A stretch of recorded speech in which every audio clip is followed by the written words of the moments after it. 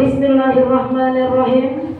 Yang terhormat Pengawas Pembina SMP Negeri 1 Tapak Tuan, yang kami hormati Bapak Kepala Sekolah SMP Negeri 1 Tapak Tuan, yang kami hormati Wakil Kepala Sekolah SMP Negeri 1 Tapak Tuan, yang kami hormati Wakil Kesiswaan SMP Negeri 1 Tapak Tuan, yang kami hormati Bapak Ibu Guru SMP Negeri 1 Tapak Tuan yang berhadir pada hari ini.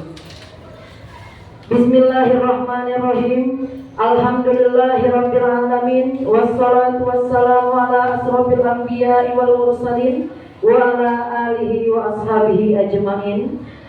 Alhamdulillah, pada hari ini kita masih diberi kesehatan untuk bisa berkumpul di ruangan yang kita cintai ini. Salawat dan salam tak lupa pula kita hadiahkan kepada junjungan alam Nabi besar Muhammad sallallahu alaihi wasallam, yang telah membawa umatnya dari alam kebodohan menuju alam yang terang benderang seperti saat sekarang ini.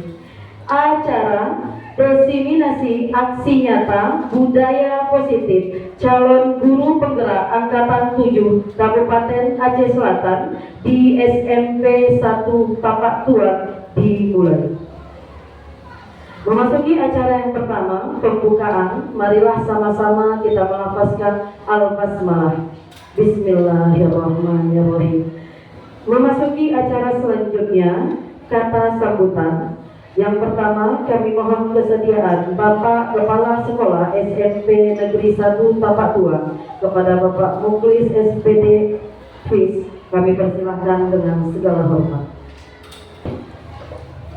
Bismillahirrahmanirrahim. Assalamualaikum warahmatullahi wabarakatuh. Waalaikumsalam. Alhamdulillahirabbil alamin. Segala puji bagi Allah yang telah memberikan kita nikmat iman Islam sehingga sampai dengan saat ini kita masih diberi kesempatan untuk dapat melaksanakan rutinitas kita. Salawat berangkaikan salam senantiasa tercurahkan kepada alam Nabi Muhammad SAW serta keluarga dan sahabat yang telah membawa umat manusia dari alam jahiliyah ke alam Islamiyah yang penuh dengan peradaban seperti yang kita dapatkan sekarang. Yang kami hormati Ibu Pengawas Pembina, yang kami hormati Ibu Wakil Kepala Sekolah Bidang Kurikulum, yang kami hormati Bapak Wakil Kepala Sekolah Bidang Kesiswaan, yang kami hormati Bapak Ibu Guru SMP Negeri 1 Tapak Tuan. Pertama sekali kami mengucapkan terima kasih kepada Ibu Darlina Hasibuan dan juga Ibu Neneng sebagai guru penggerak yang telah memberikan kontribusinya kepada sekolah ini. Semoga harapan kita semua sekolah kita ini bisa menjadi lebih baik ke depannya. Kami tidak memperpanjang mukadimah karena cuma diminta membukanya saja, ya Bu ya. Dalam tema kali ini adalah hal-hal perilaku positif yang akan disampaikan oleh guru-guru penggerak kita. Karena tadi diminta dibuka dengan mengucapkan Bismillahirrahmanirrahim, kegiatan diseminasi budaya positif yang dilakukan oleh Ibu Darlina Hasibuan dan Ibu Neneng resmi dibuka. Terima kasih atas segala perhatian. Mohon maaf atas segala kekurangan. Wabillahi taufiq wal hidayah. Assalamualaikum warahmatullahi wabarakatuh. Waalaikumsalam warahmatullahi wabarakatuh. Terima kasih kami ucapkan kepada Bapak Kepala Sekolah yang telah memberikan sambutannya sekaligus membuka acara kita pada hari yang berbahagia ini. Melangkah ke acara selanjutnya, kata sambutan dari pengawas pembina SMP Negeri 1 Tapak 2 kepada Ibu Kusmaniar SPD, kami persilahkan dengan segala hormat.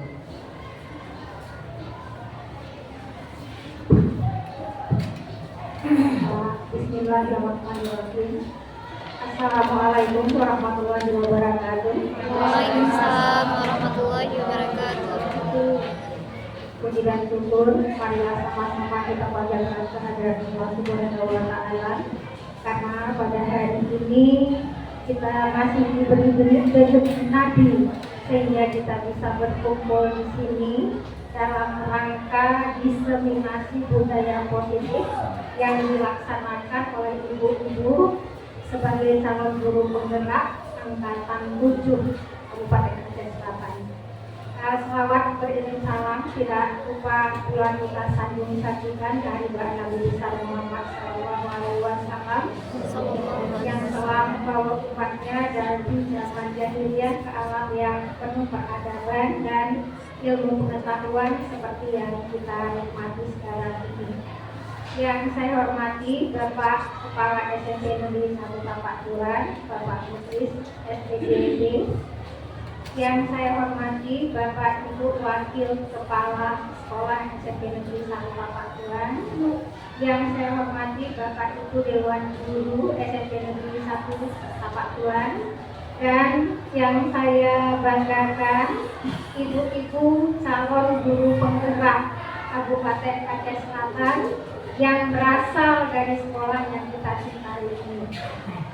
Nah, adapun hari ini seperti yang dikemukakan tadi adalah acara diseminasi budaya positif yang sudah dilaksanakan oleh ibu-ibu kita ini sebagai guru penggerak di SMP Negeri 1 Tapak Tuan ini. Nah, saya beberapa waktu yang lalu itu pernah membaca salah satu capaian visi dari guru penggerak itu antara lain adalah mewujudkan literasi atau pembinaan karakter dan budaya positif di sekolah masing-masing. Mungkin hal ini seperti yang Bapak Kepala Sekolah katakan tadi bukan hal yang baru, tapi hal yang lama yang perlu kita tanamkan lagi kepada siswa-siswa kita, bagaimana budaya positif itu bisa kita kembangkan di dalam sekolah kita ini. Nah, mudah-mudahan apa nanti yang diseminasikan oleh ibu-ibu kita sebagai guru penggerak itu bisa memberi pencerahan untuk kita semua bagaimana mewujudkan budaya positif di sekolah yang kita cintai. Mungkin hanya ini yang bisa saya sampaikan pada sambutan ini. Lebih dan kurang saya mohon maaf. Akhirul kalam saya akhiri dengan billahi taufiq wal hidayah. Wassalamualaikum warahmatullahi wabarakatuh. Waalaikumsalam.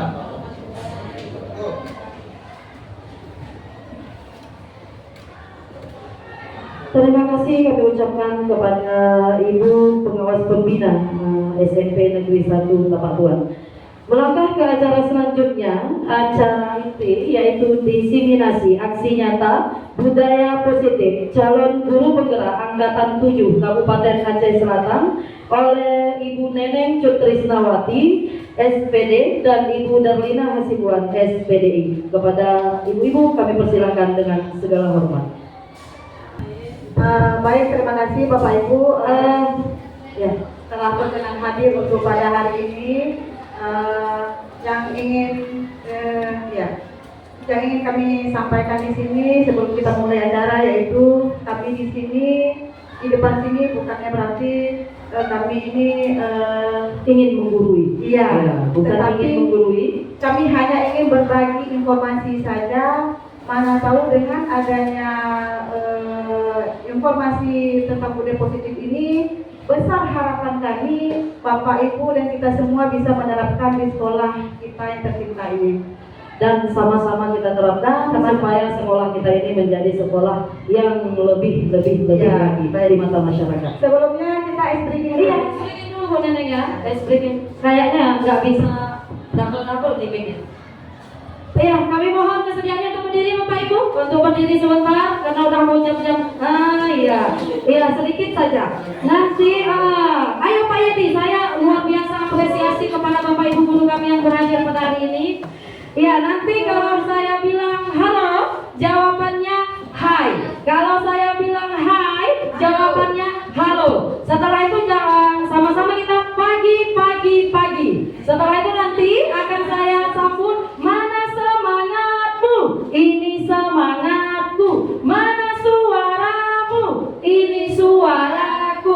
Semangat diseminasi, kalau saya bilang, saya pikir, saya rasa, saya bisa. Saya pikir dengan lakonannya Bapak Ibu, biar jangan lebih kali kita ya. Saya pikir, saya rasa, saya bisa.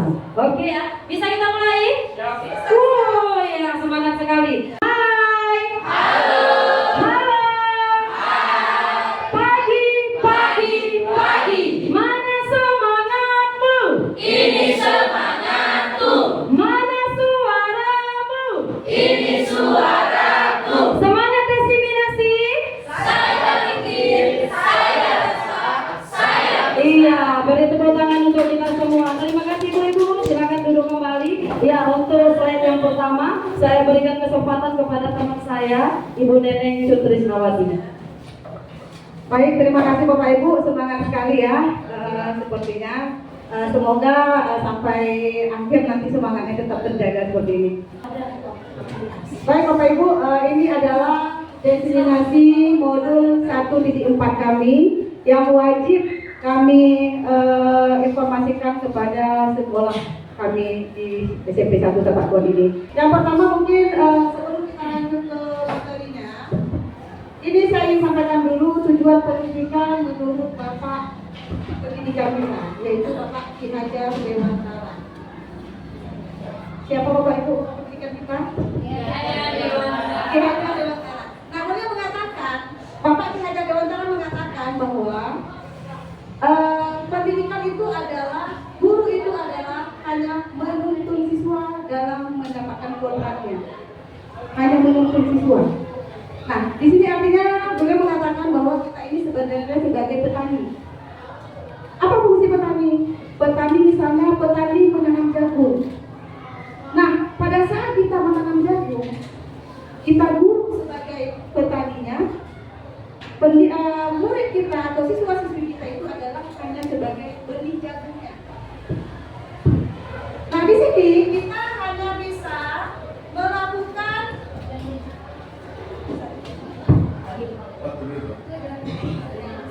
Nah, di sini Bapak Ibu, fungsi kita sebagai pendidik hanya menabur atau menabur benih itu. Nah, saya menanam jagung, tapi saya mau jagung itu berubah menjadi padi, bisa nggak? Nggak bisa. Kita hanya di sini fungsi kita hanya menuntun. Kalau kita tanam jagung, berarti kita harus menanam jagung itu bagaimana supaya hasilnya memuaskan.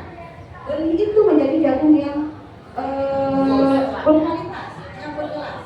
Nah, tugas kita apa? Menyerap, memupuk, memberi bibit unggul yang bagus, menjaga, gitu ya Bu ya. Nah, ada pepatah mengatakan anak itu seperti kertas putih. Itu salah. Kertas putih. Kalau anak kertas putih, kita bisa mencoret-coret kertas putih. Oh, ini anak kertas putih. Saya ingin anak saya ini harus menjadi seorang dokter. Saya akan gambar dokter. Dokter, seperti itu ya. Nah, inilah maksud Bapak Ki Hajar Dewantara ini. Kita ini tidak bisa menuntut anak, kita hanya bisa menuntun. Artinya, anak kita ini bukan kertas putih, tetapi dia kertas yang sudah tertulis, tetapi belum terang, masih buram. Nah, tugas kita adalah menyebalkan saja. Hanya menebalkan kemana kertas putih itu bentuknya, misalnya kertas putih itu gambarnya misalnya dia menggambar menjadi seorang dokter. Bagaimana tugas kita hanya menuntun anak itu atau menebalkan tulisan itu, gambar itu menjadi gambar dokter seperti itu. atau sebaliknya dengan tugas-tugas yang lain. Seperti yang saya sampaikan di awal, kita tanam jagung, tidak mungkin saya tanam jagung, tapi saya nggak mau jagung, saya maunya nanti hasilnya menjadi padi, nggak bisa, kita nggak bisa memaksakan kehendak kita di sini, ya Bapak Ibu ya. Nah inilah sebenarnya Bapak KHD ini memang dari zaman dulu. Saya juga heran kenapa kami juga semua termasuk fasilitator kami kenapa munculnya sekarang. Sebenarnya ini dari zaman kolonial dulu, beliau sudah berjuang dari masa Belanda dulu. Yang masa dulu kan kalau nggak salah saya itu yang sekolah itu hanya orang-orang kolonial, orang-orang konglomerat, bangsawan. Sedangkan anak-anak pribumi tidak bisa mendapatkan pendidikan. Berkat beliau inilah akhirnya kita sampai saat ini juga bisa mendapatkan pendidikan yang layak. Ya mungkin seperti itu. Nah, saya bacakan sedikit ya Bapak Ibu. Menurut Bapak Haidar Dewantara, tujuan pendidikan adalah menuntut segala kodrat yang ada pada anak agar mereka dapat mencapai keselamatan dan kebahagiaan yang setinggi-tingginya, baik sebagai manusia maupun anggota masyarakat. Nah, di sini kita dituntut untuk dapat memperbaiki lakunya, bukan dasarnya. Jadi perilakunya yang bisa kita akan perbaiki, tetapi bukan dasar dari hidup dan tumbuh kodrat anak tersebut. Baik, kita lanjut. Nah, di sini ada pertanyaan pemantik. Pertanyaannya adalah, Bapak Ibu sebentar lagi akan dibagikan kertas post-it, ya. Kertas post-it. Di sini, apakah Bapak Ibu setuju dengan pertanyaan ini? Hukuman dapat mendisiplinkan anak. Kalau Bapak Ibu setuju, silakan Bapak tulis di warna hijau, post-it warna hijau. Dan alasannya singkat saja karena kita waktu ya Bapak Ibu ya. Kemudian langsung aja jaminan dibagi tiga-tiganya. Ya. Kemudian pemberian hukuman dengan hal positif seperti membaca atau membersihkan halaman sekolah, apakah dapat mendisiplinkan anak?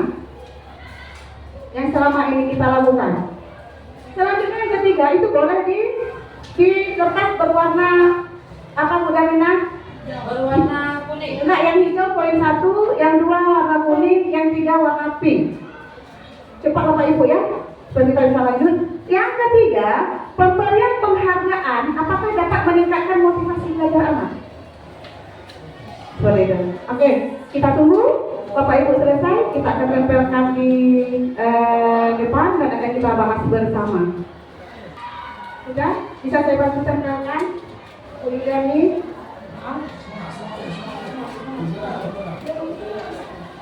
Iya, kita berdua Bapak ya. Tidak, iya, ada mah. Dibuat angka aja. Angkanya Pak, angka boleh juga. Enggak apa-apa. Iya, berdasarkan nomor. Ya, nomor dan selalu. Dari warna ini aja pun nanti bisa kita buat bercerita. Oke, baik. Kita lanjut ke Bapak Ibu ya, karena materi kita masih banyak. Nah, di sini ada berbagai macam pendapat kawan-kawan. Ya, saya akan bacakan mungkin yang poin-poinnya saja. Yang pertama, hukuman dapat mendisiplinkan anak. Jawabannya iya, karena dengan hukuman anak meningkatkan disiplin. Kemudian tidak, karena setiap anak itu memiliki karakter sesuai dengan yang dibawa sejak dia lahir. Ya, ini ada juga Bu Nenek. Ya, setuju, tapi hukumannya jangan berbentuk kekerasan. Sebaiknya yang ada hubungannya dengan pelajaran. Oke. Selanjutnya yang nomor 2, pertanyaannya Bu Nenek. Ini adalah gini, karena dengan pemberian hukuman si anak mendapatkan. Karena dalam pemberian hukuman si anak dapat efek jerah terhadap tindakan yang ia kerjakan. Pertanyaan nomor 2 itu pemberian hukuman dengan hal positif.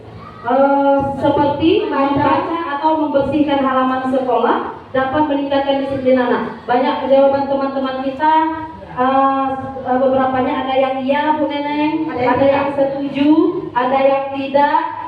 Ada yang komentar, menurut saya bisa, tapi tidak sepenuhnya karena itu cuma sebagai usaha seorang guru untuk melatih mereka membuat hal-hal positif. Oke. Yang ketiga, pemberian penghargaan dapat meningkatkan motivasi belajar anak. Iya, ada yang menjawab ya, ada yang menjawab setuju. Oke. Bisa juga, ada yang menjawab ini Bu Neneng. Bisa juga penghargaannya berupa apa? Iya. Nanti kita jawab. Oke. Nah, semua yang kegalauan kita di sini karena kita ini belum satu persepsi, belum satu kata ya Pak Ibu ya. Nah pertanyaan-pertanyaan ini akan terjawab nanti di dalam. Mungkin sementara mungkin bisa kita bahas sedikit saja Bu Dalina ya. Boleh Bu Nenek. Hukuman dapat mendisiplinkan anak. Ada yang jawab iya atau tidak ya Bu Sari ya. Mungkin Bu Sari punya alasan tertentu. Kemudian di sini hukuman sebenarnya tidak bisa mendisiplinkan anak Bapak Ibu. Kami juga baru mendapatkan itu. Sampai kita bertengkar juga ya Bu Dalina dalam diskusi. Hukuman tidak akan mendisiplinkan anak. Kenapa kita bicara seperti itu? Karena kita saja Bapak Ibu ya, kita saja, saya saja mungkin pengalaman kita sekolah. Mungkin saya bisa bertanya kepada Bapak Ibu. Pada saat Bapak Ibu sekolah dulu, kita pernah nggak kena hukuman? Coba kita lihat dulu berapa tahun kita belakang. Pernah. Nah, coba sama misalnya. Ya. Sama hukuman apa pernah dapatkan dari gurunya? Ketok sama roh zaman dulu yang kayu kaki. Oke. Ya, Nur Bunda. Sama. Diketok pakai roll. Kalau terlambat kami disuruh pulang. Kalau terlambat disuruh pulang. Ya. Ada lagi Bapak Ibu Ada. yang masih berbekas? Ya. Pernah disuruh saya sebagai pengganti guru memukul teman yang lain. Iya. Ini kan kekerasan. Di sini Bapak Ibu. Sebenarnya atas nama hukuman itu akan berbekas di hati anak. Seperti yang Bapak Ibu rasakan sekarang ini. Bapak Ibu masih rasakan ya? Bu Bunda, Bu Sama masih teringat kita ya? Hukuman saya pernah dihukum. Berarti itu adalah hal yang memang menyakitkan hati anak.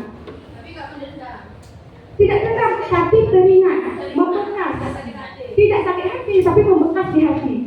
Ya, nah nanti hal-hal kenapa tidak bisa kita akan pelajari bagian di dalam. Ini hanya sekedar saja. Kemudian pemberian penghargaan dapat meningkatkan motivasi belajar anak. Jawabannya banyak kawan yang setuju. Penghargaan. Jawabannya tidak. Penghargaan boleh jawabannya iya, tetapi hanya tidak dalam jangka waktu panjang. Contoh, misalnya ini Ya, misalnya kemarin literasi Bu Neneng. Nah, misalnya langsung kita ke contoh ya, literasi. Maksudnya gini, Bapak Ibu, waktu pembelajaran juga kami mendapatkan bahan ini, saya bertekak langsung. Kenapa? Karena anak-anak kalau kita kasih penghargaan itu makin semangat. Contohnya baru kita lakukan kemarin di literasi. Tapi di akhir-akhir kan saya katakan, ini hanya pancingan di awal. Selebihnya kamu jangan mengharapkan hadiah untuk hal-hal yang baik dan benar, kan seperti itu. Jadi tidak jawabannya. Iya, bisa berubah menjadi iya Bu Darmina dan kawan-kawan apabila itu hanya dalam waktu singkat.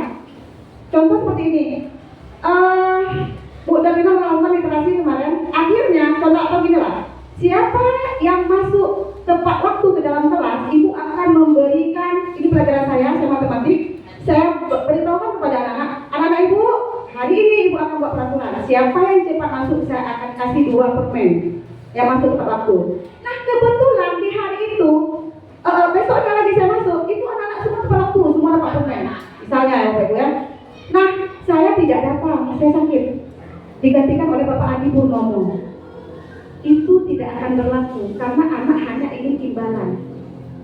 Ini akan prosesnya jangka waktu yang panjang, berkelanjutan. Jadi penghargaan yang sifatnya berkelanjutan itu tidak bisa diberikan kepada anak. Yang sifatnya sementara bisa. Yang seperti apa? Penghargaan seperti apa yang sifatnya sementara? Penghargaan misalnya pada saat kita memberikan upload, itu penghargaan juga. Sifatnya sementara dan tidak ada merendahkan kawan-kawannya yang lain yang tidak mendapatkan seperti itu. Jadi dia mendapatkan penghargaan itu hanya mengharapkan imbalan. Jika guru tersebut tidak ada, maka tidak akan dilakukan. Bukan dari dalam diri, itu hanya faktor eksternalnya saja, dari luar mengharapkan sesuatu. Ya Bapak Ibu ya, mungkin sekilas itu saja dulu. Baik, nanti kita akan pelajari bagaimana lebih lanjutnya atau detailnya. Nah di sini yang ingin kami sampaikan itu ada 7 poin, yaitu perubahan paradigma belajar, kemudian konsep disiplin positif, teori motivasi, hukuman dan penghargaan, kebutuhan dasar manusia, kemudian 5 posisi kontrol, keyakinan kelas dan segitiga restitusi. Apakah itu semua? Nanti kita akan bahas. Nah yang pertama mungkin materi yang pertama saya dulu Bu Darmina ya. Silakan Bu Neneng. Di sini adalah perubahan paradigma belajar. Saya minta 2 orang bapak atau 2 orang ibu. Jangan bapak dan ibu. Kalau bapak, kalau ibu. Iya, kalau ibu. Kita berlakon ya, kita berlakon di sini. Kami mohon kesediaannya mungkin satu. Kalau bapak berarti harus lawannya bapak. Iya, Pak Rahman, beri aplaus lah untuk Pak Rahman. Luar biasa sekali. Berarti dengan Pak Lai boleh juga. Iya, dengan Pak Lai. Silakan Pak Lai. Iya, kita bermain sebentar Pak. Kalau Bapak siap lah. Hanya bermain, iya. Tenang, ada program. Oh, Oke. silakan. Saya di atas ya. Ya. Siap. Oke Pak Rahman. Bapak Ibu, di sini Pak Rahman ini sebagai saya akan memberikan pada Pak karena yang suka membuang ini Pak Siam bisa. Yang orang literasi ini Pak Siam ya. Di sini saya sudah menulis sesuatu yang sangat berharga bagi Pak Rahman. Saya akan berikan contekan ke Pak Rahman. Sini Pak Rahman saya. Pak Rahman. Pak Rahman lihat yang Bu Neneng. Jangan dibaca ya. Berharga ya. Bisa nggak Pak Rahman kalau digantikan dengan berlian? Bagaimana? Bisa nggak kalau digantikan dengan berlian? Dengan berlian bisa nggak? Pak Siam mau gantikan dengan berlian? Oke, nanti itu prosesnya. Nah ini saya akan berikan kepada Pak Abdul Rahman sesuatu yang sangat berharga oleh Pak Rahman. Pak Rahman Pakai sangat gitu ya Bu Neng ya. ya, pegang, genggam. Pak Siam, Bapak silahkan bagaimanapun caranya, Bapak harus dapatkan apa yang ditanam Pak Abdul Rahman. Boleh dengan cara kekerasan, boleh dengan cara Bapak merayu, boleh dengan cara memeras, boleh dengan cara apapun. Silahkan Bapak. Pak, yang dikasih tadi apanya Pak? Kasih tadi ada lah. Lihat sedikit lihat ya. Coba lihat, sebentar aja sih. Tak boleh. Enggak apa-apa, coba lihat aja apa yang kasih bunda. Tak boleh. Sebentar aja, tolong kasih. Nggak bisa. Tolong. Kenapa anda kasih bundanya? Boleh, tapi ada syaratnya. Ada syaratnya. Jadi pakai pemasarannya apa? Pak, sebentar aja, sebentar Boleh, aja. boleh Kenapa dipegang. anda kasih saya enggak? Boleh. Coba lihat. Tapi boleh. Coba lihat. Ada syaratnya. Kan saya bilang ada syaratnya. Nanti kalau Bapak mau syaratnya? nanti dulu nanti saya kasih jajan. Saya akan bisa dirayu seperti pemilu. Oh Mak Pak Siam ini berat nih kayaknya. Ini sepertinya berat karena sudah masuk kantong. Ini parah ini. Oke, tepuk tangan berikan tepuk tangan untuk Pak Siam dan Pak Abdul Rahman. Terima kasih Pak. Tolong berikan Bapak Abdul Rahman masih pegang. Pak Siam boleh di sini sebentar. Boleh dibuka Pak. Kawan-kawan penasaran apa yang dipertahankan sekuat tenaga Pak Abdul Rahman sehingga dengan rayuan, bujukan dan ancaman dari Pak Siam, Pak Rahman tidak tetap pendiriannya. Silakan Pak Abdul Rahman. My family. Iya, baik family. Luar karena mungkin saya rasa keluarga bisa digantikan dengan emas, permata dan berlian ya Bapak Ibu ya. Terima kasih Pak Siap. Terima kasih Bapak-bapak berdua. Oke, nah itulah respon kita Bapak Ibu. Kalau kita sudah ada disiplin positif ini dalam diri kita, dan ancaman bagaimanapun dari luar, karena sudah dari internal kita tidak akan bisa tergoyahkan lagi. Jadi kalau masih kita mendisiplinkan disiplin positif ini masih dari luar, mengharapkan penghargaan, contoh seperti saya nih, saya nggak bicarakan yang lain ya, saya sendiri contohnya, pergi cepat besok, nanti tidak Pak Kepala. Nah, ada yang saya harapkan, nanti Pak Kepala pasti bilang Ibu Neneng jadi guru disiplin cepat datang. Seperti itu. Nah itu masih eksternal. Saya mengharapkan sesuatu imbalan. Tetapi yang dituntut di sini adalah dari diri kita sendiri. Saya mau datang cepat. Jadi mau ada Bapak Kepala tidak ada Bapak Kepala, saya tetap datang tepat waktu. Tapi kita selama ini sudah seperti itu Pak Ibu ya. Alhamdulillah ya. SMP 1 sudah. Kalau SMP 1 juga. Oke, baik Bapak Ibu kita lanjutkan. Ini yang tadi. Nah ini dia. Bagaimana cara kita mengubah paradigma stimulus respon melalui teori kontrol. Di sini mungkin Bapak Ibu bisa melihat pemaksaan ada pada saat bujukan gagal. Setelah kita dibujuk, kita tidak bisa, pasti akan dipaksa. Ini tidak boleh sebenarnya. Jadi perlahan-lahan stimulus respon ini kita harus membawa menjadi teori kontrol. Di sini kita harus bisa, karena kalau memang tidak bisa dengan bujukan gagal, maka kita bisa dengan berkolaborasi dan konsensus menciptakan pilihan-pilihan baru. Kolaborasi yang seperti apa? Misal, ini saya sedang membujuk anak ini tidak bisa. Saya harus berkolaborasi dengan wali kelas. Saya harus berkolaborasi dengan juga bisa wali murid. Sehingga kita mendapatkan pilihan-pilihan baru sehingga penyelesaian itu dapat kita ciptakan. Nah, di situ ya Bapak Ibu ya, ini sebagai contoh saja. Kemudian model berpikirnya yang selama ini kita menang kalah. Dan sekarang jangan ada menang kalah, menang kalau pikir kita. Jadi tidak ada yang dirugikan. Kemudian di sini perilaku buruk dilihat sebagai suatu kesalahan yang sebenarnya setiap perilaku pasti mempunyai suatu tujuan. Ya Bapak Ibu ya, semua perilaku ini memiliki tujuan. Mau itu tujuannya itu tidak baik, tetapi tidak bisa kita pungkiri itu tetap akan terjadi. Jadi stimulus respon ini harus kita ubah sedikit perlahan-lahan menjadi teori kontrol. Ya, baik, kita lanjut. Pembelajaran yang kedua mungkin dilanjutkan oleh Ibu Darlina Hasibuan. Kepada Ibu Darlina, silakan. Ya, terima kasih kesempatannya Bu Neneng. Ya, di sini di bagian saya sepertinya disiplin positif ya Bu Neneng ya. Disiplin positif. Sebelum saya buka slide-nya, saya ingin bertanya sedikit. Kira-kira menurut ibu-ibu atau bapak-bapak semua apa itu disiplin? Iya, Bunda. Aturan yang harus dilakukan dengan undang-undang yang berlaku di negara. Luar biasa, guru PKN ya. Guru PKN harus ada undang-undangnya. Jadi aturan yang sesuai dengan Undang-Undang Dasar 1945. Seperti itu. Mungkin bapak-bapak ada yang tahu apa itu kira-kira disiplin menurut pemahaman kita sendiri saja.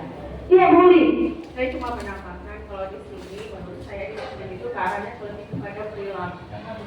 Arahnya lebih kepada perilaku. Mungkin bapak-bapak ada yang lain mau menambahkan mungkin apa itu disiplin? Tanggung jawab Proci bilang luar biasa, tanggung jawab yang sesuai undang-undang dan segala macam. Kita lihat bersama Bapak Ibu apa itu. Iya. Apa makna disiplin? Mata agak rambut sedikit jadi dekat sedikit ya. Ada beberapa titik di sini, ada 4 titik di sini dibuatnya, yaitu berasal dari bahasa Latin katanya, yaitu disiplina, ada nama saya, yang artinya belajar. Disiplin katanya belajar. Kalau yang kedua ada bilang makna asal dari kata ini berkonotasi dengan disiplin diri dari murid-murid. Itu menurut Socrates dan Plato. Jadi dia bilang apa? Disiplin diri dari murid-murid. Itu disiplin. Menurut siapa? Socrates dan Plato. Yang ketiga, disiplin di sini katanya disiplin diri membuat orang menggali potensinya menuju sebuah tujuan. Apa yang dia hargai. Kita garis bawahi apa yang dia hargai. Namun dalam budaya kita Indonesia, makna kata disiplin telah berubah menjadi sesuatu yang dilakukan seseorang pada orang lain untuk mendapatkan kepatuhan. Ini kita Indonesia. Kecenderungan umum adalah menghubungkan kata disiplin dengan ketidaknyamanan, bukan dengan apa yang kita hargai atau pencapaian suatu tujuan mulia. Dia bilang nih, kalau kita bantah bisa saja ya kan, yang tetap itu Al-Quran dan hadis. Kalau ini nggak tetap, ini kata dia, siapa dia? Kalau SMP 1 sepertinya enggak ya Bu ya. Ya, jadi kata orang Indonesia, kata yang ada di sini sudah berubah makna, bahwasanya disiplin itu katanya paksaan, sesuatu yang kalau ada peraturannya baru dilakukan. Dia bilang seperti itu di sini. Disiplin dengan diidentikan dengan ketidaknyamanan. Setuju Ibu? Indonesia. Ya, setuju Ibu. Ketidaknyamanan katanya. Ketika ada sesuatu yang harus dipatuhi atau disiplin yang harus kita lakukan, kita cenderung menyatakan itu ketidaknyamanan. Bukan dengan apa yang kita hargai. Makanya tadi seperti dibilang Bu Neneng contoh di awal, bahwasanya saya datang karena ada yang saya harapkan. Disiplin yang sebenarnya tidak. Bapak dan Ibu, saya berbicara seperti ini kadang-kadang kita sendiri juga kena. Kenapa? Saya sebelum masuk ke dalam ikut dalam golongan-golongan yang seperti ini lah ya, jalan-jalan guru penggerak, ini kan tahu kita itu apa disiplin, tahu kita sebenarnya apa itu disiplin. Cuman sampai segini-gininya itu kita nggak tahu. Banyak hal rupanya yang belum saya pribadi yang belum saya pelajari tentang hal-hal yang harus kita perbaiki pada diri kita. Intinya nanti pada akhirnya ini adalah ibda binafsi. Ibda binafsi dalam artian mulai dari diri sendiri. Ya, saya Bu Neneng juga sedang tertatih-tatih untuk tidak melakukan kesalahan yang ada yang dahulu pernah kita lakukan, seperti itu. Ya, selanjutnya disiplin positif di sini, ya banyak sekali ini Bapak Ibu. Teori ini adalah teori kontrol, teori pilihan Dr. William Glasser. Dia bilang semua perilaku yang memiliki tujuan itu dia bilang disiplin. Jadi semua perilaku yang memiliki tujuan itu adalah disiplin. Ada lagi, dia bilang apa? Model berpikir menang-menang yang tadi sudah dijelaskan kemudian juga. Kolaborasi dari konsensus menciptakan pilihan-pilihan baru. Bisa kita ciptakan pilihan-pilihan baru. Maksudnya saya datang itu bukan hanya karena kepala sekolah, bukan hanya karena ada dinas di samping sekolah, bukan hanya karena ini, tapi ini memang sudah tugas saya. Kadang kita selalu terlalai di situ. Saya pribadi juga seperti itu. Ya, selanjutnya Anda tidak bisa mengontrol orang lain, namun Anda yang bisa mengontrol diri Anda sendiri. Bahasa Arabnya tadi itu yang saya bilang, ibda binafsi. Gak bisa kita kontrol orang. Kita hanya bisa membuat peraturan. Misalnya peraturan datang cepat. Misalnya kalau piket 7.20 kalau saya hari Rabu, itu hanya peraturan. Itu hanya peraturan. Siapa yang bisa menjalankan itu menjadi disiplin? Ibda binafsi. Diri sendiri. Bagaimanapun caranya, kalau bukan dari diri sendiri, pasti banyak saja yang akan menghalangi kita. Apalagi kita ibu-ibu ya. Iya, kita ibu-ibu ya. Saya pribadi gitu. Itu dia Rosari, kan alasan saja. Kan alasan saja kalau tidak dimulai dari diri sendiri.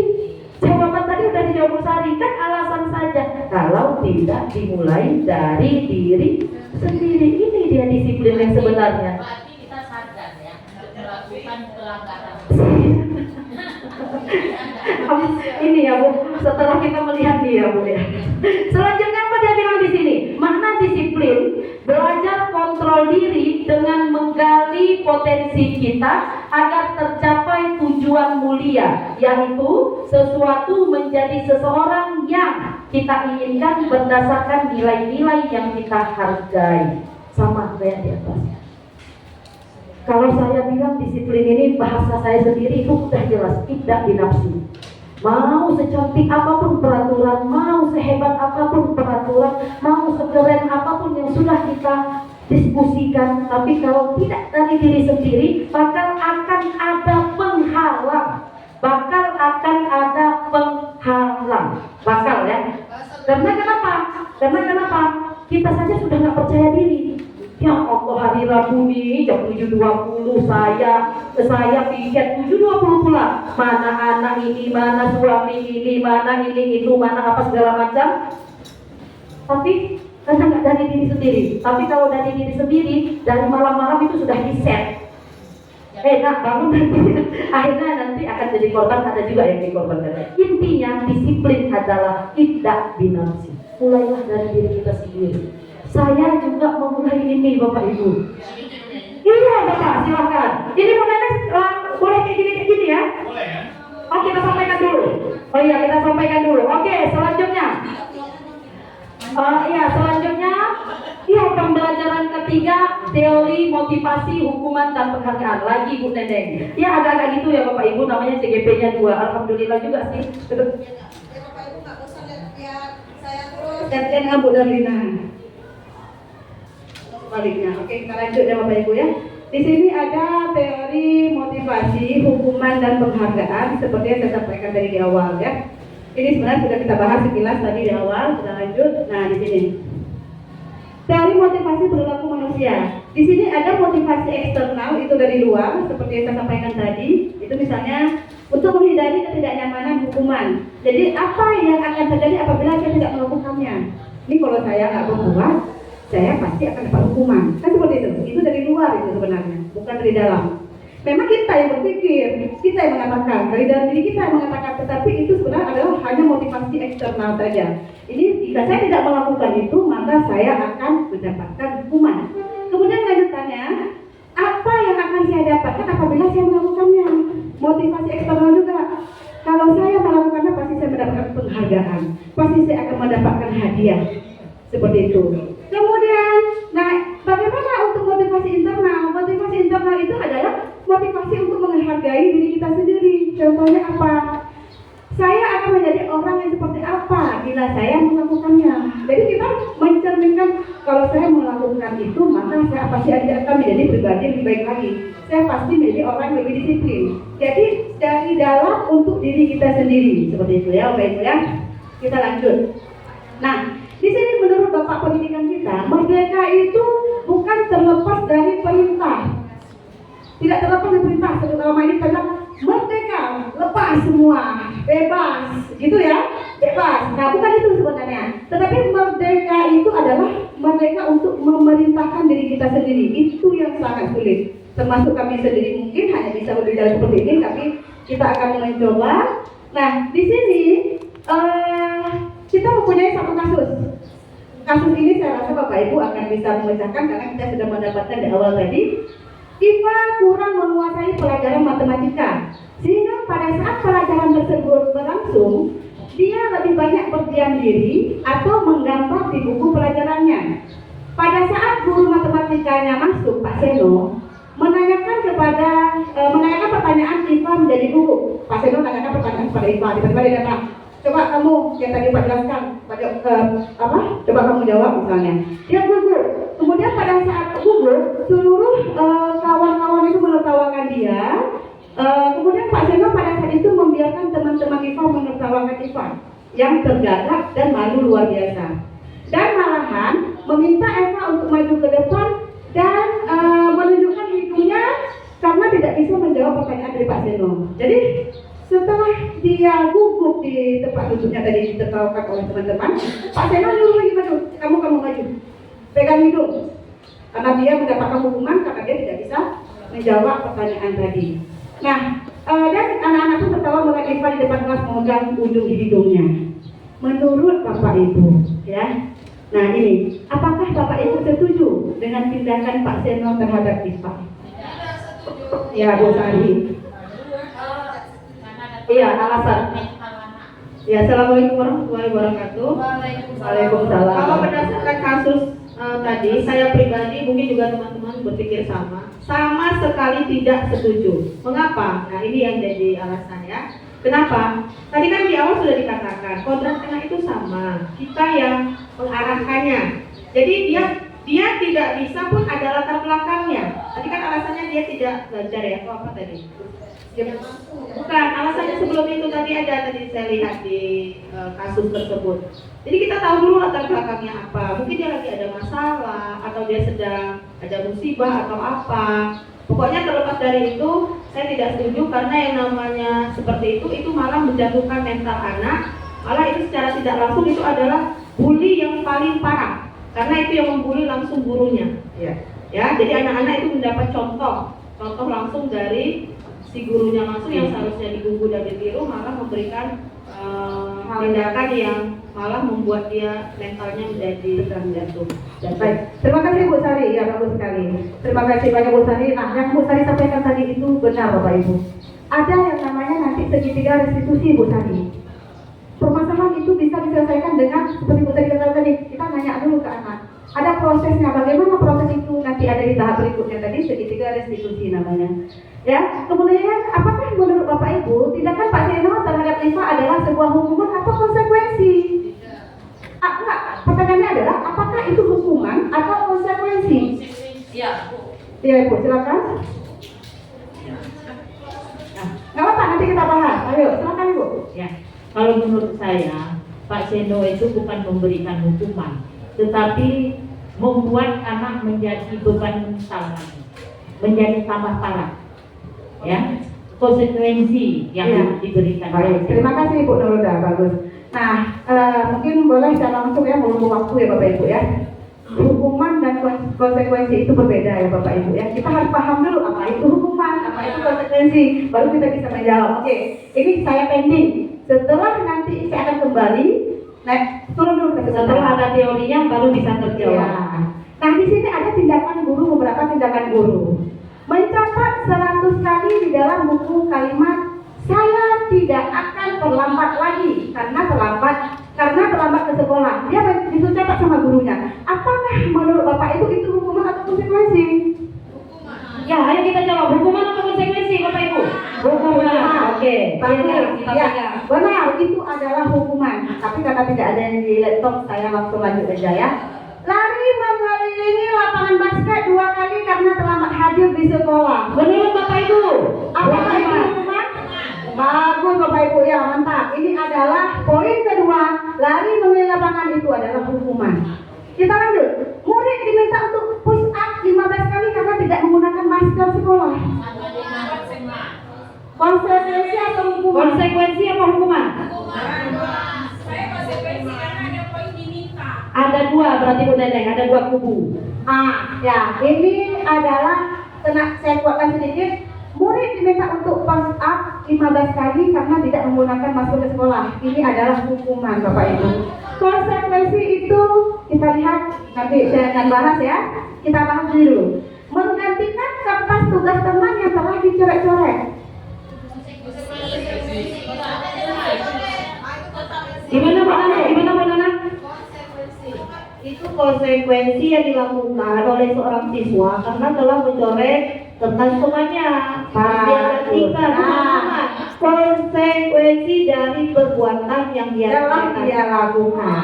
Oke, luar biasa Bu Neneng. Jawabannya benarnya Bu Neneng? Benar. Iya, konsekuensi. Karena dia telah menjatuhkan minuman temannya dia. Mencoret kertas teman, konsekuensinya dia harus menggantikan. Itu bukan hukuman. Kadang-kadang kita antara konsekuensi dan hukuman kita beda tipis itu, kita salah paham. Mak tadi pulang rumah, anak cerita sama maknya, mak pulang rumah mak tadi kan ganti buku awal dihukum sama ibu karena coret-coret. Padahal itu bukan hukuman, itu adalah konsekuensi. Dia harus bertanggung jawab atas perbuatan yang telah dia lakukan. Dengan cara menggantikan buku temannya, ya. Kemudian kita lanjutkan, membersihkan tumpahan air di atas di meja tulis karena tersenggol pada saat belajar. Udah tepat ya? Iya, bagus. Kayaknya sudah mulai ini. Sudah mulai paham bagaimana konsekuensi mana hukuman. Kenapa ini konsekuensi? Karena dia telah menyenggol. Konsekuensinya dia harus akibat. Jadi ini bukan hukuman. Jangan disebutkan sama anak kita, tapi ini adalah hukuman ini karena telah menyenggol. Padahal itu adalah konsekuensi. Kita lanjut. Murid disuruh mengenakan sepatu seharian di sekolah karena tidak mengenakan sepatu hitam. Hukuman atau konsekuensi? Iya, bagus Bapak Ibu. Ini adalah hukuman, tidak termasuk konsekuensi. Karena tidak mengenakan sepatu hitam, dia disuruh untuk mengenakan sepatu seharian di sekolah. Yang sebenarnya ini tidak boleh. Ya Bapak Ibu ya. Nah ini yang galau. Poin terakhir mana Pak Pira? Ini ada Pak Pira nih. PJOK. Lari mengelilingi lapangan basket 2 kali karena terlambat 10 menit untuk pelajaran PJOK. Saya tidak tanya itu sama guru olahraga dulu. Konsekuensi apa hukuman? Dengan guru yang lain selain olahraga. Apakah ini konsekuensi atau hukuman? Hukuman? Iya. Bukan.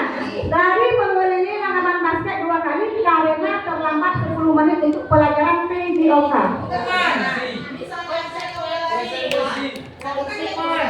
Kenapa konsekuensi, Bu?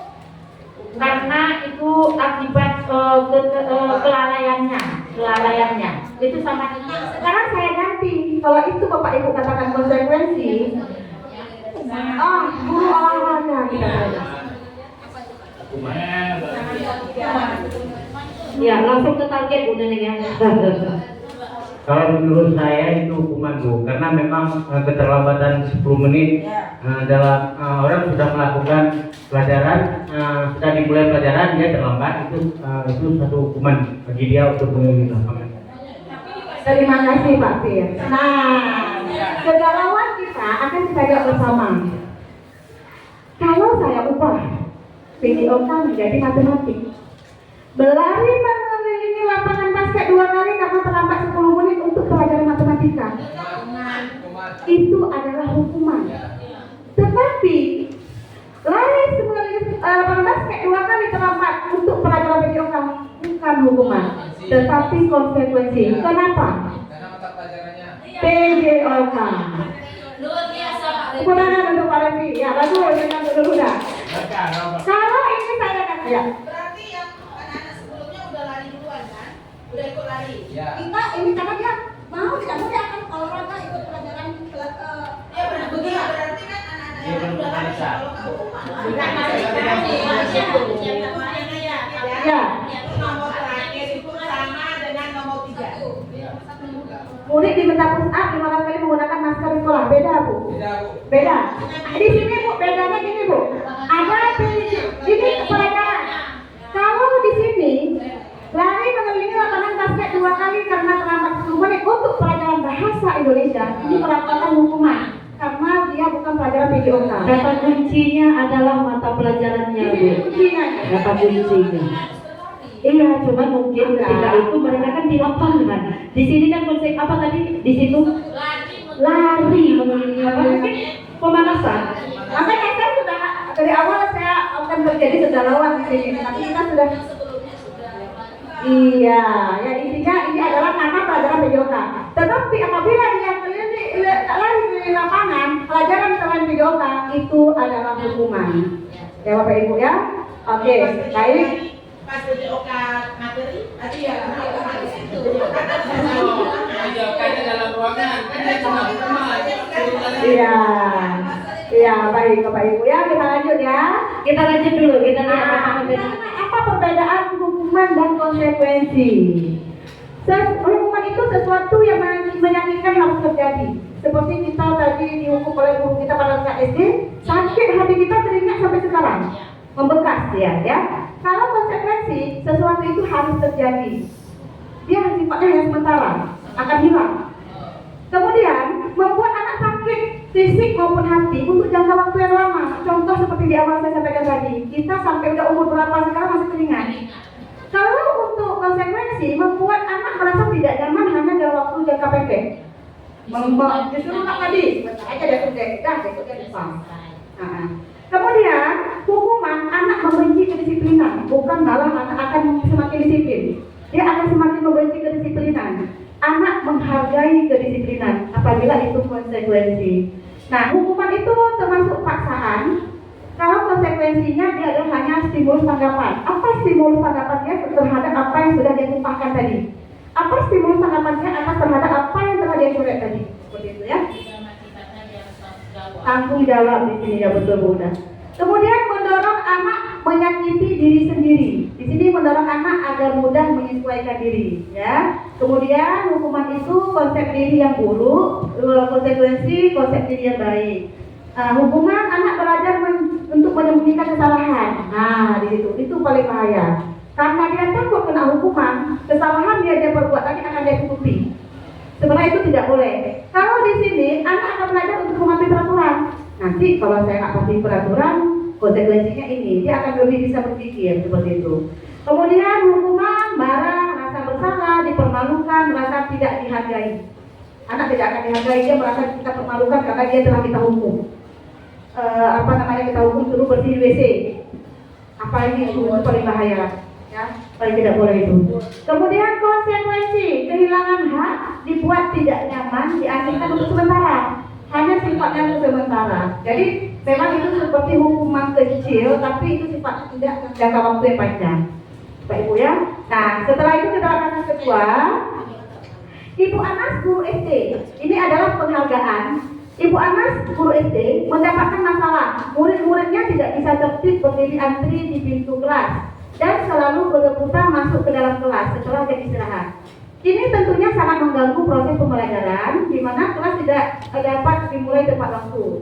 Ibu Anas sibuk menenangkan murid-muridnya untuk waktu yang cukup lama. Ini kakak guru SD mungkin ya. Akhirnya Ibu Anas berpikir cepat dan mengandalkan stiker bintang. Setiap murid-murid akan masuk kelas, usai jam istirahat, Bu Anas akan mengiming-imingi murid-muridnya dengan stiker bintang. Siapa yang dapat berdiri lurus dan berbaris rapi antri di depan pintu akan mendapatkan bintang dari Bu Anas. Sebagian besar murid-muridnya menyambut tantangan tersebut dan langsung berdiri rapi di depan pintu akan mendapatkan stiker bintang. Hal ini terus dilakukan oleh Bu Anas selama beberapa minggu. Karena cukup berhasil membuat muridnya berdiri antri di depan pintu, sampai pada suatu saat Bu Anas sakit dan terpaksa digantikan oleh Pak Heru. Pak Heru tidak mengetahui tentang stiker bintang dan benar saja apa ini. Dan Pak Heru tidak mengetahui tentang stiker bintang dan pada saat masuk ke kelas, usai jam istirahat, murid-murid kembali berebutan masuk ke dalam kelas. Nah, itu seperti yang di awal tadi. Karena dia mengharapkan sesuatu dan ini berlaku untuk jangka panjang, itu tidak akan, karena dari luar itu tidak akan menciptakan disiplin anak. Jadi penghargaan tidak boleh kita berikan kalau itu sifatnya jangka waktu yang panjang. Hanya dalam jangka waktu yang pendek bisa kita berikan. Ya Bapak Ibu ya. Baik, kita lanjut pembelajaran keempat, kebutuhan dasar manusia. Silakan Ibu Darlina. Saya kalau sudah masuk materi ini pusing kepala saya, pusing 7 keliling. Karena kebutuhan dasar manusia sebenarnya sudah kita lakukan, cuma berbeda nama-nama saja. Ya, kebutuhan dasar manusia.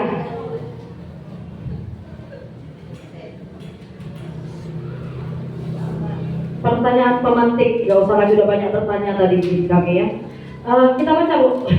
Ya, kita baca sedikit lah. Ini nanti jawabannya ada.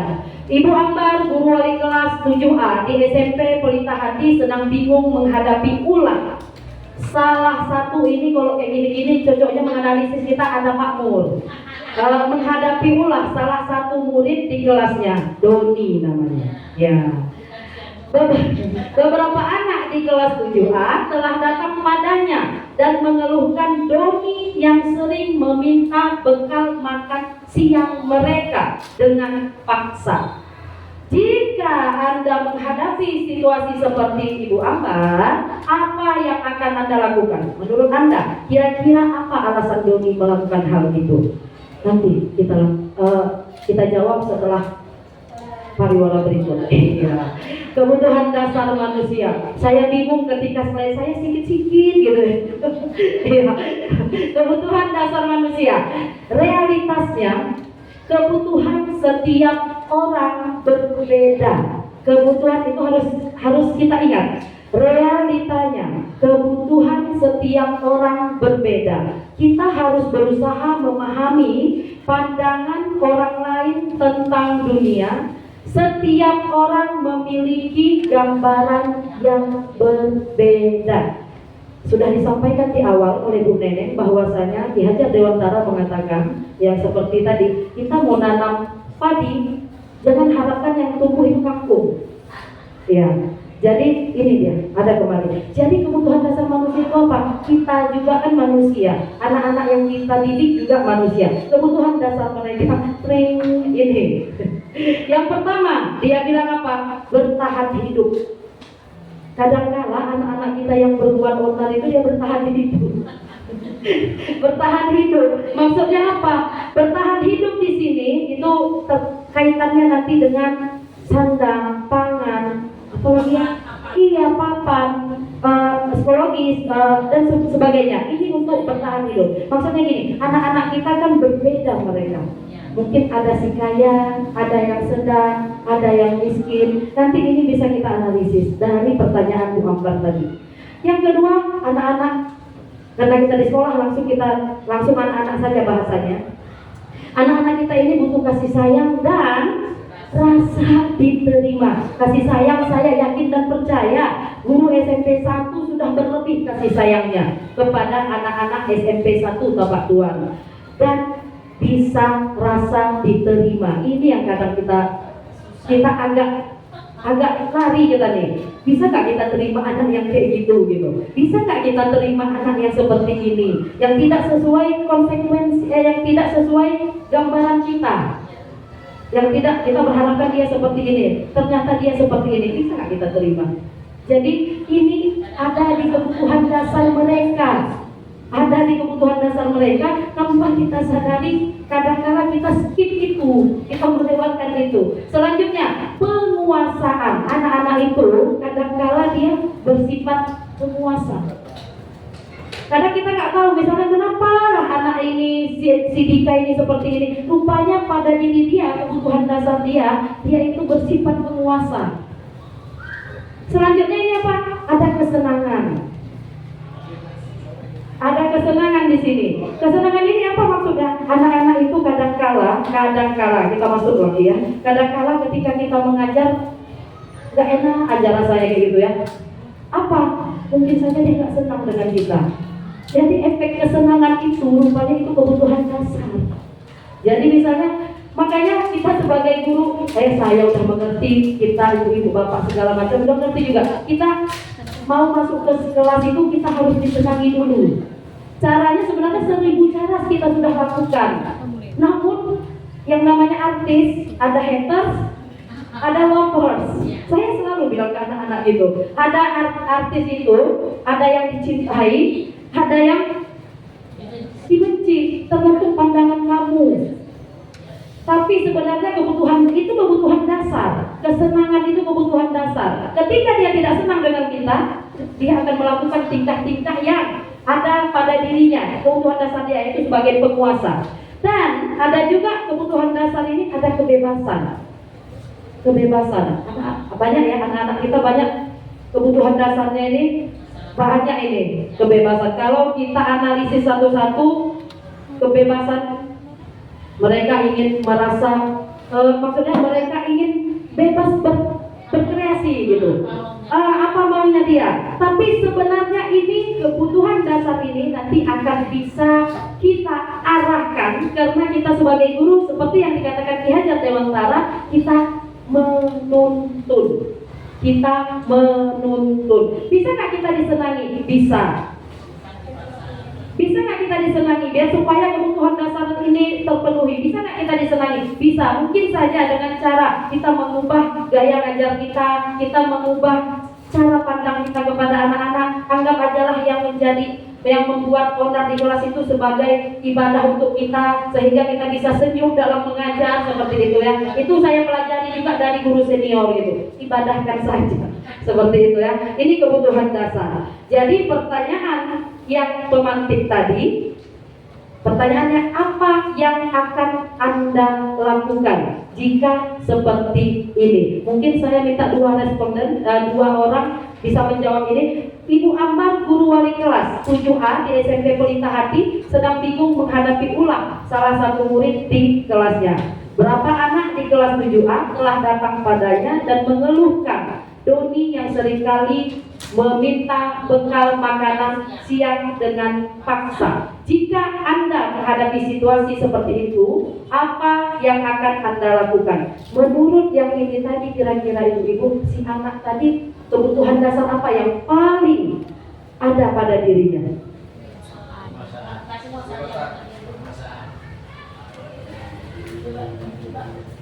Ya, coba dibuka. Iya, kebutuhan dasar. Ada kasih sayang, ada penguasaan, ada survival, ada kesenangan, ada kebebasan. Kira-kira si Doni tadi cenderung yang mana yang paling? Penguasaan. Dari mananya Bapak tahu penguasaan?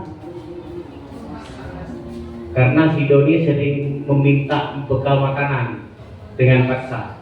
Dengan paksa. Iya. Bisa jadi, bisa saja, betul ya, bahwasanya dia itu ada kebutuhan si Doni di situ, ada sebagai penguasa, sebagai penguasa tadi ya Pak ya, karena dia kayak ngebosi. Asik betul. Dan pernahkah kita berpikir kenapa si Doni melakukan itu? Bisakah kita berpikir bahwa itu ada di poin bertahan hidup?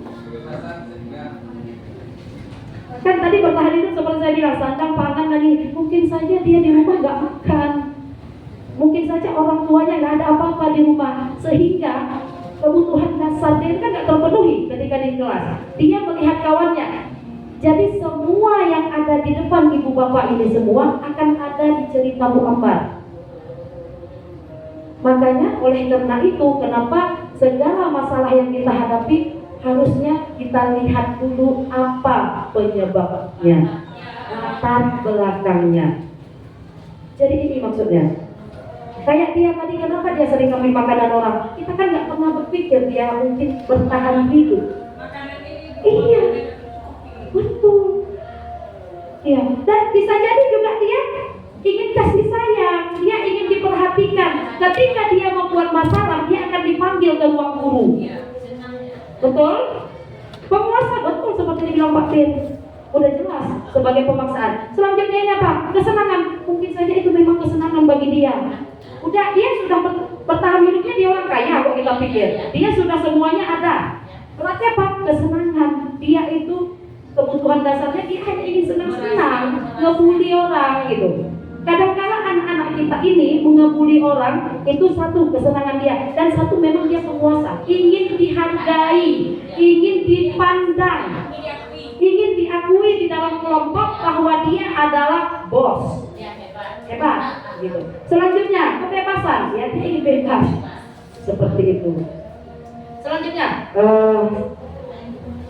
ya 5 posisi kontrol. Lanjut ke nanti kalau ada pertanyaan-pertanyaan kita ini Bu ya, tulis saja. Bapak Ibu ini iya, simpan dulu ya. Saya sepertinya ini sudah simpan dulu. Ini Bu Dalina sepertinya ini tidak bisa berlama-lama lagi ini karena Bapak Ibu juga sudah waktunya azan ya. Sebentar saja ya, boleh sambil makan Bapak Ibu ya. Sendok. Oke Bapak Ibu, kita lanjut. Nah, posisi kontrol. Nah, di sini ada 5 posisi kontrol kita sebagai guru. Yang mana yang harus kita pilih? Di sini itu sebagai penghukum.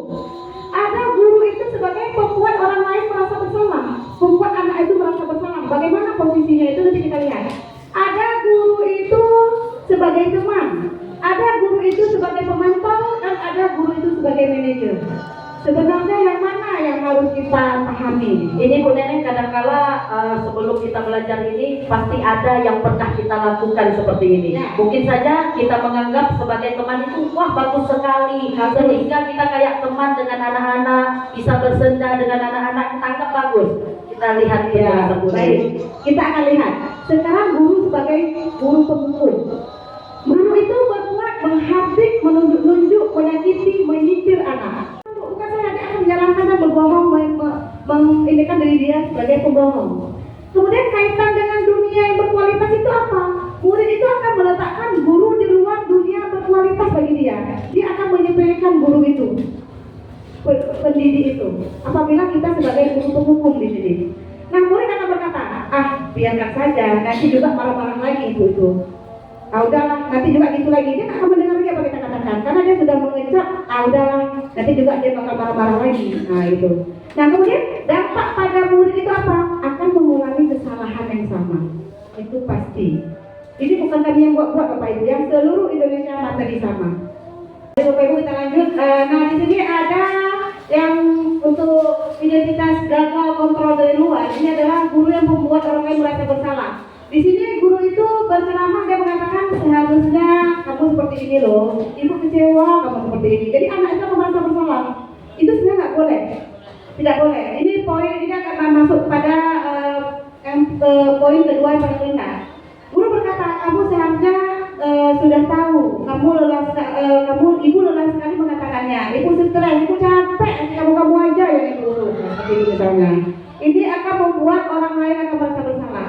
Hasilnya, anak akan menyembunyikan atau menyangkal berbohong. Ini hampir sama dengan si penghukum. Kemudian murid meletakkan guru di luar dunia berkualitas sama ya. Kemudian Kemudian murid akan berkata, maafkan saya. Dampak pada murid adalah merasa rendah diri. Kemudian kita lanjut, untuk identitas berhasil atau sukses, kontrol dari luarnya ini ada guru sebagai teman. Di sini guru itu membuatkan alasan-alasan untuk muridnya. Ayolah, lakukan demi ibu. Masa kamu nggak bisa? Ingat, ibu pernah bantu kamu ini, ibu pernah ini kamu. Ayolah. Itu akan merasa anak ketergantungan. Kemudian anak tersebut akan meletakkan ibu itu dia tergantung dengan guru tersebut. Karena dia menganggap guru itu yang membantu dia selama ini, yang menginikan dia, ibaratnya gitu. Nah, dia akan menganggap guru itu sangat penting di dunia dia, tapi hanya guru itu. Itu apabila posisi kontrolnya guru itu sebagai teman. Murid kita berkata, saya pikir bapak ibu teman saya, ternyata ya begitu, ya. Kemudian di sini dampaknya pada murid adalah dia akan lemah, tidak mandiri dan selalu bergantung.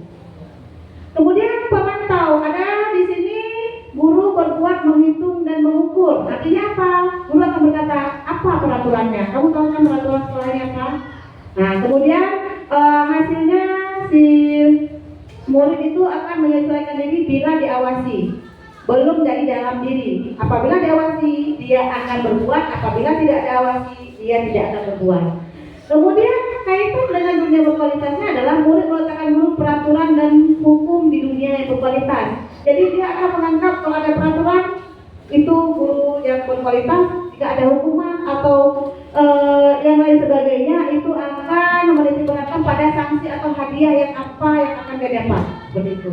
Kemudian, nah ini yang seharusnya kita miliki Bapak Ibu, posisi sebagai manajer, menghargai diri sendiri. Jadi guru itu akan berkata dan mengajukan pertanyaan-pertanyaan seperti yang Bu Hartini tadi sampaikan tadi. Jangan kita langsung bilang menghardik anak itu. Kita berikan dulu pertanyaan-pertanyaan apa yang kita yakini selama ini. Apa peraturan ya?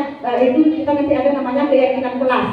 Keyakinan kelas mungkin nanti Bu Dalina akan menyampaikan. Apa keyakinan kelas kamu yang selama ini diterapkan dalam kelas?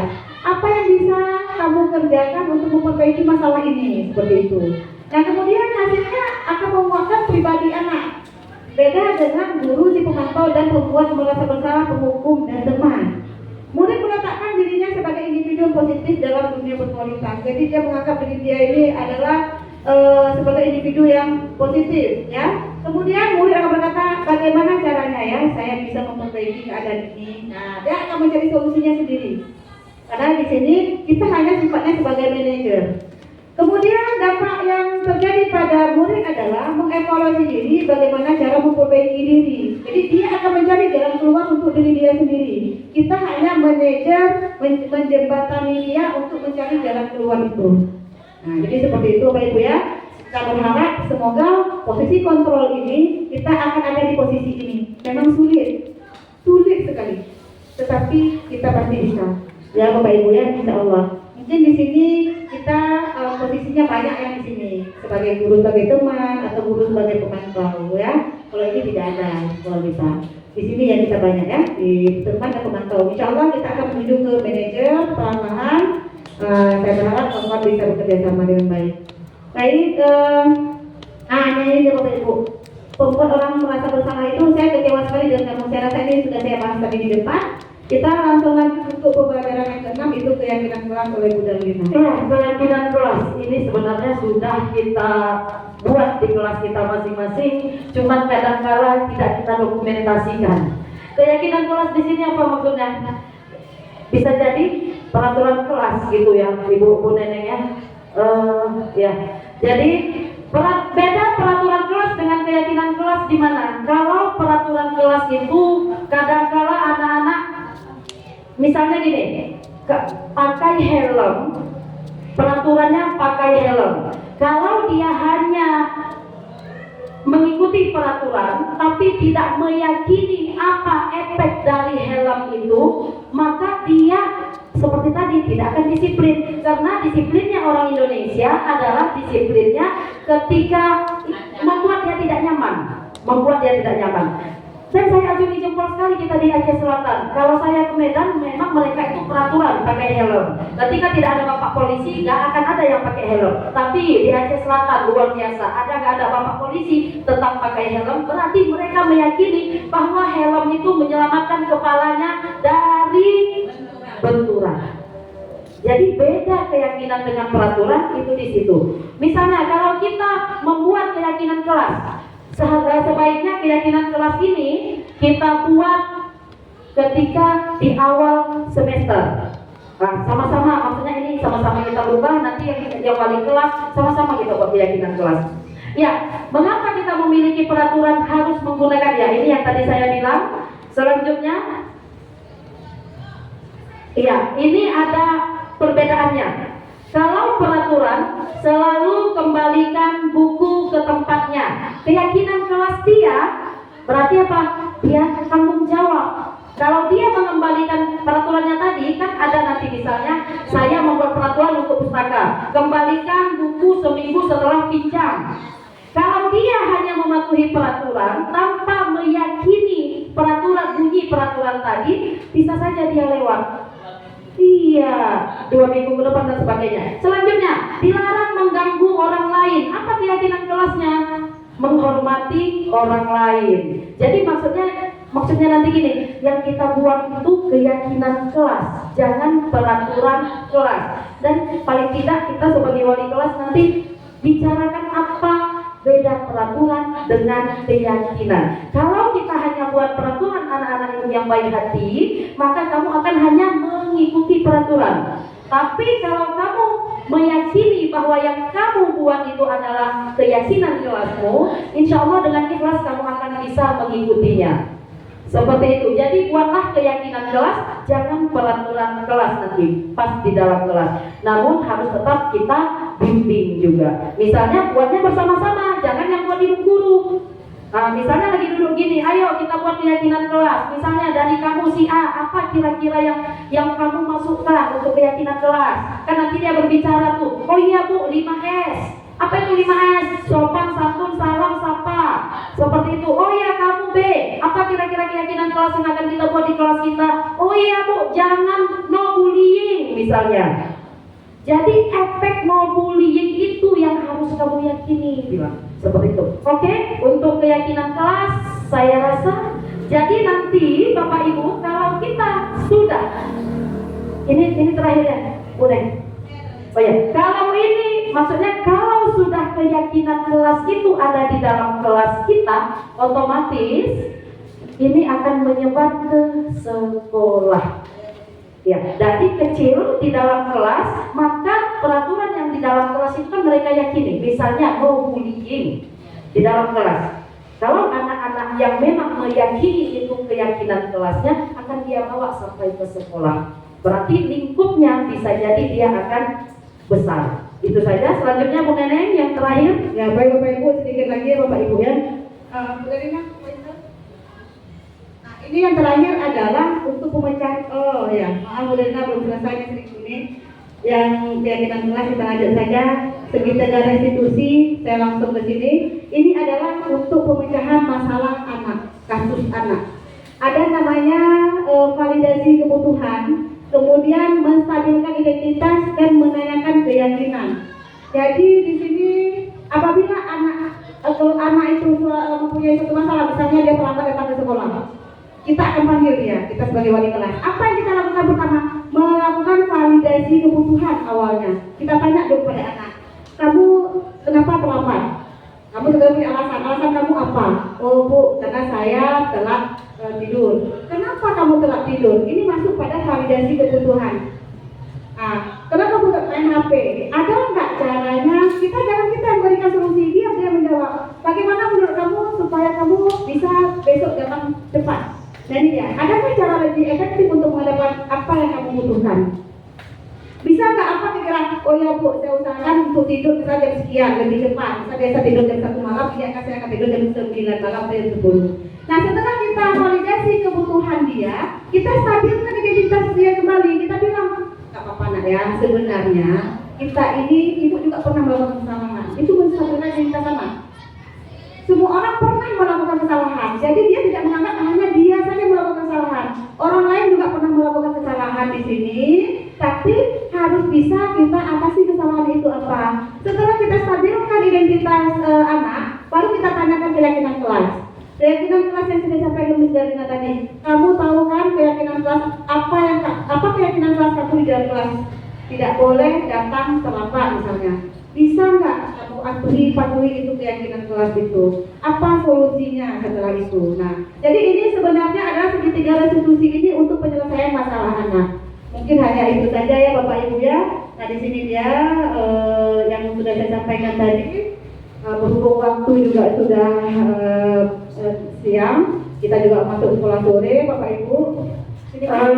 Sebenarnya materi ini sangat menarik ya, sangat menarik. Ini sampaikan lagi. Banyak yang ingin digali lagi, cuman karena waktu dan mungkin kita pun juga ada kegiatan masing-masing. Terima kasih untuk Bapak Ibu, kepada Ibu pengawas atas kehadiran Bapak Ibu dan telah mendengarkan diseminasi kami. Gimana Bu Nana? Oh kalau enggak satu ya boleh ya. Boleh satu aja lah, satu aja. Biar iya silakan Bu Nana. Ya, Assalamualaikum warahmatullahi wabarakatuh. Waalaikumsalam warahmatullahi wabarakatuh. Saya tertarik dengan apa tadi materi tentang konsekuensi dan hukuman. Ya. Itu yang sering kita lakukan. Ini di luar di sekolah kita aja. Termasuk saya dan guru-guru yang lain itu kadang-kadang ada memberi hukuman bukan konsekuensi ya menurut saya. Ketika anak-anak tidak mengumpulkan tugas, itu yang sering kita temui dalam realita. Disuruh berdiri di bawah tiang bendera dengan menghormati bendera. Apakah menurut pemateri berdua nih, apakah itu hukuman yang bagus atau konsekuensi yang bagaimana yang harus dilakukan kita sebagai pendidik? Karena realita yang sering kita beri nggak mengumpulkan tugas, itu aja. Terima kasih. Assalamualaikum warahmatullahi wabarakatuh. Waalaikumsalam kepada Ibu Nana yang telah dan ini pertanyaan ini ada di sekitar kita, memang nyata. Baik, mungkin saya coba jawab yang sana yang sebenarnya itu masuk ke dalam bentuk hukuman yang tidak boleh kita lakukan. Makanya kita berharap tadi semua guru masuk supaya bisa mendengar ya Bu pengawas ya. Nah itu adalah hukuman. Hukuman itu tidak itu yang fatal, itu fisik lagi. Di tengah panas terik kita berdirikan anak di bawah tiang bendera, itu tidak boleh. Kita harus mencari jalan keluarnya apa, konsekuensi yang harus kita cari itu apa. Berkolaborasilah dengan guru-guru yang lain. Kalau saya yang melakukan itu, saya berharap akan berkolaborasi dengan Miss Darlina. Bertanya ke Miss Darlina, kira-kira Ibu bagaimana kalau Ibu dalam kelas, konsekuensi apa bila anak itu tidak mengerjakan tugas seperti itu. Jadi sebenarnya apa yang kita lakukan sebagai seorang guru, kita tidak bisa berjalan sendiri di sekolah ini. Tetap harus ada komunikasi, kolaborasi dengan teman-teman yang lain. Dan bukan hukuman sebenarnya, konsekuensi yang kita berikan harus ada sebatas dengan pelajaran kita. Seperti tadi PJOK tadi, itu masuk ke konsekuensi. Kenapa? Karena itu berhubungan dengan mapel Bapak itu. Kalau dia matematika tidak sudah masuk hukuman. Nah, seperti itu. Jadi itu kita jalan keluarnya adalah kolaborasi. Kita di sini untuk guru penggerak yang dituntut adalah kolaborasi. Sekali lagi saya sampaikan. Apapun itu tetap kolaborasi dengan teman-teman mencari jalan keluar bersama. Itu saja Bu Dana. Itulah makanya di awal tadi kenapa kita sebaiknya semuanya mendengar. Kenapa? Kalau kemarin-kemarin biarlah berlalu, yang lalu biarlah berlalu. Kita tidak mengetahui ini. Hari ini kita mengetahuinya, paling tidak akan kita lakukan lagi. Tidak ada lagi yang ketika orang tua masuk ke SMP Negeri 1 Bapak Tuhan, tidak ada lagi yang hormat bendera. Berharapnya seperti itu. Kenapa? Karena kita sudah IKM, akan IKM ya Bu Neneng ya. Jadi yang kami sampaikan ini juga adalah materinya IKM. Misalnya banyak sih konsekuensi yang boleh dan bisa mungkin untuk menyadarkan anak-anak ini. Makanya butuh kolaborasi. Kami Bapak Ibu hanya menyampaikan. Kadang-kala kami juga tidak luput dari kesalahan itu. Tapi ketika kami telah belajar ini, sedikit demi sedikit itu akan kami rubah. Namanya manusia. Makanya di awal saya katakan tadi, inti dari pembelajaran hari ini adalah ibda' binafsi. diri sendiri. Kalau hari ini pun kami berkoar-koar di sini, cuman penerimaan kita hanya sebatas misalnya, oke, keyakinan kelas akan saya lakukan, ya udah. Baik, Ya, begitu ya Bunda ya. Jadi kami berdua di sini mohon maaf apabila terdapat kata-kata kami yang salah, yang menyinggung, yang tanpa kami sengaja kami berbuat tingkah laku yang tidak enak. Kami mohon maaf ya Bunda ya. Mohon dimaafkan dan kami hanya menyampaikan, mudah-mudahan kita bisa berkolaborasi dalam kegiatan budaya positif di sekolah. Terima kasih Bapak Ibu. Terima kasih Ibu Pengawas. Saya sampaikan Bu. Kami ya.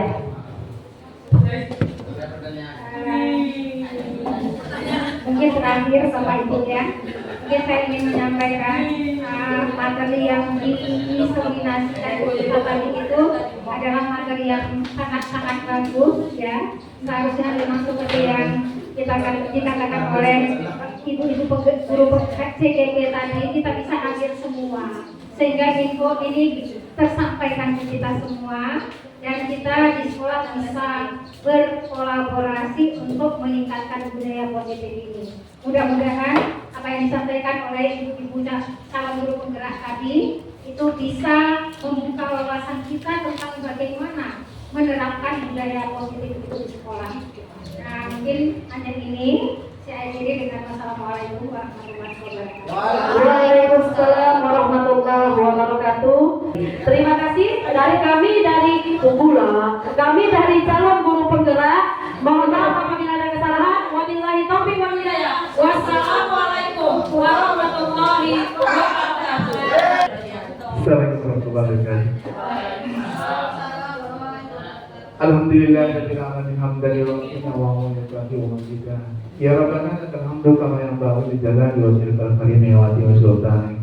Allahumma ahsina akibatana fi umuri kulliha wa ajirna min fitnati dunya wa azabil akhirah.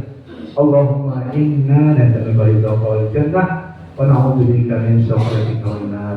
Allahumma inna nas'aluka ridhaka wal jannah wa na'udzu bika min sakhatika wan nar. Allahumma innaka antum karim tuhibbul afwa fa'fu anna ya karim. Allahumma astajib do'ana wa timatana wa arhamu amwatana birahmatika ya arhamar rahimin. Rabbana zalamna anfusana wa illam taghfir lana wa tarhamna lanakunanna minal khasirin. Rabbana atina fid dunya hasanah wa fil akhirati hasanah wa qina adzabannar. Wa sallallahu ala sayyidina Muhammadin wa ala alihi ajma'in. Walhamdulillahi rabbil alamin. Amin ya rabbal alamin. Saya selaku MC mohon maaf apabila ada kesalahan. Wabillahi taufiq wal hidayah. Wassalamualaikum warahmatullahi wabarakatuh.